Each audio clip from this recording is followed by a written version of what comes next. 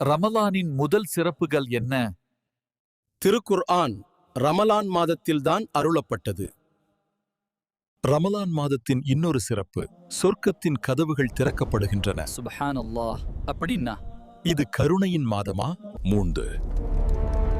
நரகத்தின் வாசல்கள் அடைக்கப்படுகின்றன. ஷைத்தான்கள் விலங்கிடப்படுகின்றன. அதனாலதானா ரமலான்ல மனசு அமைதியா இருக்கும்?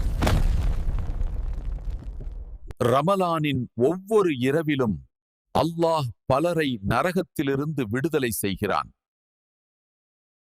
1000 மாதங்களை விட சிறந்த இரவான லைலத்துல் கத்ர் எனும் இரவை கொண்ட மாதம்.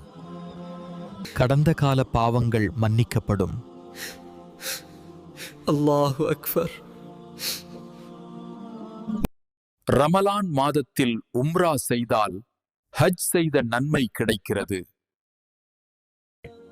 நபி அவர்கள் மற்ற நாட்களை விட ரமலானில் அதிக தர்மம் செய்பவர்களாக இருந்தார்கள். அதிகமான நன்மைகளை பெற்றுத் தரும் மாதம்.